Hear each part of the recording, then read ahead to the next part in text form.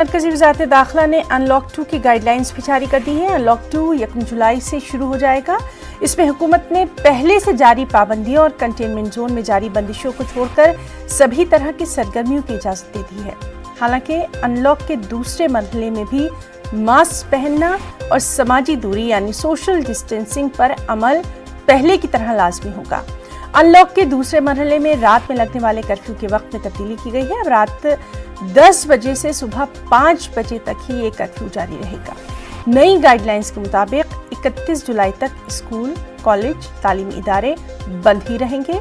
सभी तरह के बैनुल-अक़वामी हवाई सफर पर भी पाबंदी आयद रहेगी।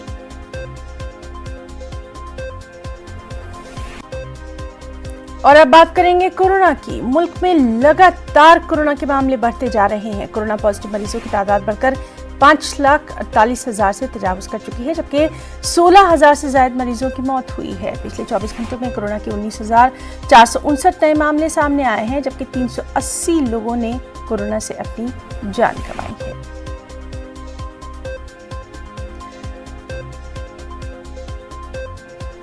और चलिए रुख करेंगे हमारे साथी विनीत का, और विनीत से तमाम तर हालात जो है वो हम जानेंगे। विनीत, जिस तरह से लगातार हम देख रहे हैं कि पीएम आज 4 बजे कौम से खिताब भी करने वाले हैं, अनलॉक 2 के लिए भी कुछ गाइडलाइंस जारी की गई हैं। इस सब के बीच में हमें ये भी नहीं भूलना है कि कोरोना से अभी हमारी लड़ाई जारी है, लापरवाही बिल्कुल नहीं बरतना है।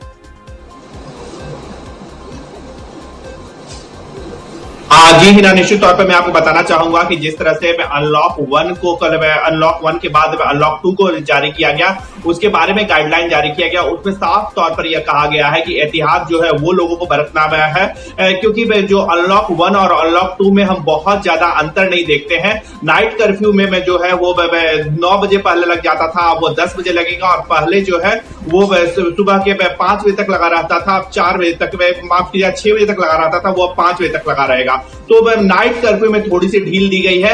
इसके साथ ही साथ मैं आपको बताना चाहूंगा कि जो सरकारी ट्रेनिंग इंस्टीट्यूट है, चाहे वो सेंट्रल गवर्नमेंट के हो या फिर वो स्टेट गवर्नमेंट के हो, उनको खोले जाने की छूट दी गई है, लेकिन वह भी 15 जुलाई के बाद से ही। तो साफ तौर पर सरकार जो है वो एहतियात बरतने की बात कर रही है। इसके साथ ही साथ मैं आपको बताना चाहूंगा कि जब प्रधानमंत्री नरेंद्र मोदी मन की बात कर रहे थे, उस वक्त भी उन्होंने लगातार यह कहा था कि हमें सोशल डिस्टेंसिंग जो है, सोशल डिस्टेंसिंग का पालन करना होगा। इसके साथ ही साथ जो मास्क लगाने की जरूरत है वो पालन करना पड़ेगा, क्योंकि कोरोना की जो लड़ाई है वो अभी खत्म नहीं हुई है, जारी है। क्योंकि कोरोना को लेकर के अभी तक कोई भी दवा सामने नहीं आया है। साथ ही साथ जो लगातार वैक्सीन में आने की बात हो रही है, उसमें भी कहा जा रहा है कि अभी वक्त लगेगा।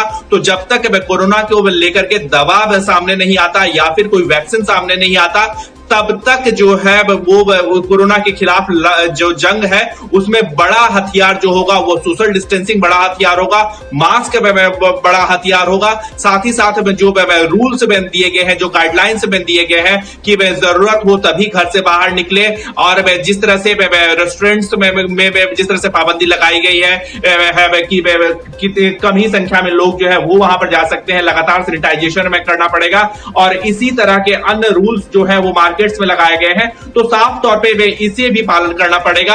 और इसको लेकर के लगातार सबके बीच में आपसे दिल्ली के आदाद-ओ-शुमार भी जानना चाहेंगे। कोरोना को लेकर दिल्ली एपिसेंटर बनता जा रहा है, लेकिन अब वहां पर भी हम देख रहे हैं कि बहुत सारे जो इक़दामात हैं, बहुत सारे स्टेप्स उठाए गए हैं इसको रोकने के लिए।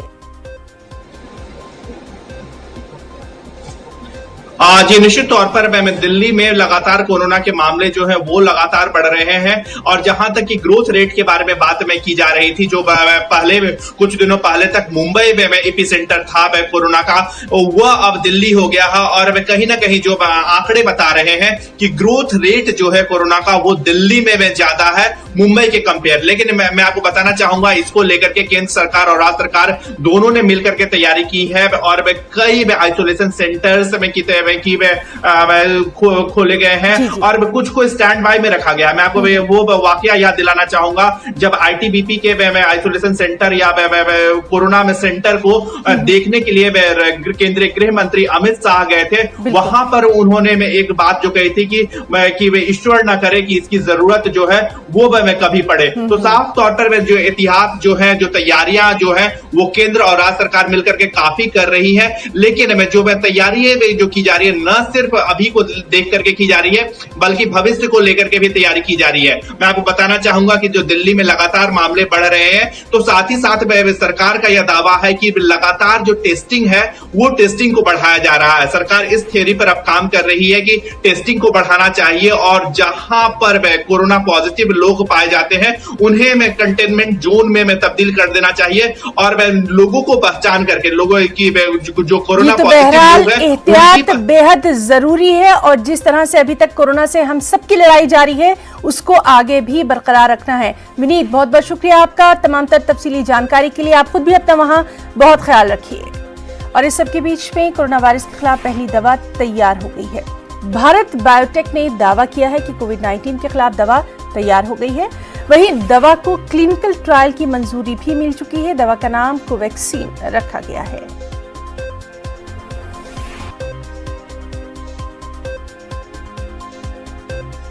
और मध्य प्रदेश में कोरोना का कहर लगातार जारी है। देर रात से अब तक रियासत में कोरोना के 70 नए मामले सामने आए हैं। 70 नए मामलों में अकेले इंदौर के 45 मामले शामिल हैं। इंदौर में कोरोना मरीजों की तादाद 4709 हो गई है। भोपाल में मरीजों की तादाद बढ़कर 2789 हो गई है। एमपी में कोरोना मरीजों की मजबूत तादाद बढ़कर 13545 हो गई है। कोरोना से अब तक 566 लोगों की यहाँ मौत हुई है। 10,259 मरीज कोरोना से सेहतयाब भी हुए हैं। उज्जैन की अगर बात करें तो उज्जैन में कोरोना मामले में थोड़ी राहत की खबर आई।